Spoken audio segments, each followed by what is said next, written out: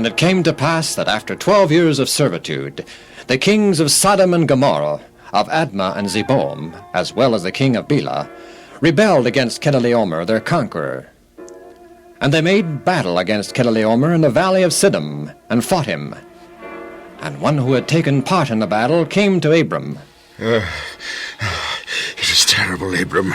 They attacked our center with light troops, and we pushed them back, but that's just what they wanted. We exposed our flanks, and Chedorlaomer charged into us with his heavy infantry. You never saw so much slaughter and bloodshed. They drove us clear back to the slime pits in the valley. Only a few of us escaped into the mountains. A sad day.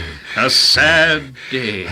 Tell me, I have a nephew. His name is Lot. He lives in Sodom. Yes, I know him well. He's been taken prisoner, along with all the rest. They've taken all our women, our property, gold and silver, food, cattle, sheep, everything. They left us nothing. Nothing.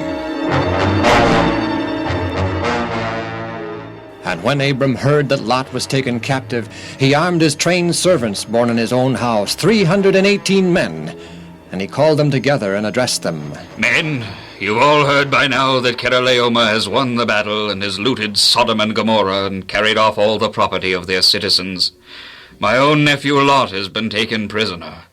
Men, I swore at my brother Aaron's death that I would always look upon Lot as my own son. I intend to rescue him. I intend to pursue Chedorlaomer's army and set Lot free. Are you with me? Will you help me?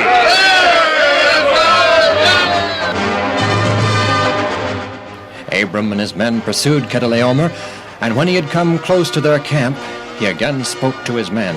Now here's my plan, men. There are not enough of us to risk an attack by day, so we will attack by night. You, Ahaz, will take command of one half of our forces. I will be in charge of the other. Now, Ahaz, take your men and circle around the camp and post yourself on the other side. When you hear the signal for the attack, 3 blasts of the trumpet, advance immediately. Spread as much confusion among the enemy as you can. When Chedorlaomer has rallied his men against you, then we will attack him from the rear.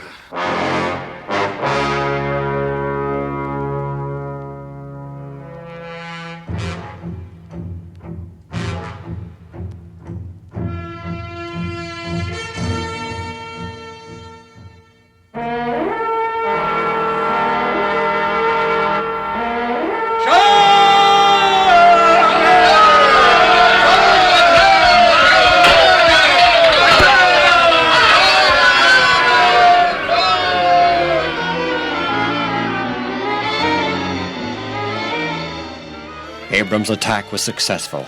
Chedorlaomer's army was put to flight, and Abram pursued them to Hobah, which is on the left hand of Damascus. And he brought back all the goods, and his nephew Lot, and his goods, and the women also, and the people.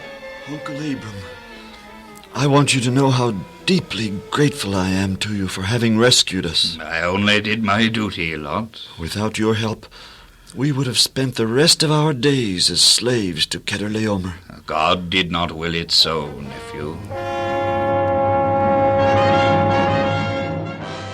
And the king of Sodom went out to meet Abram after his return from the slaughter of Chedorlaomer and of the kings that were with him at the valley of Shaveh, which is the king's dale.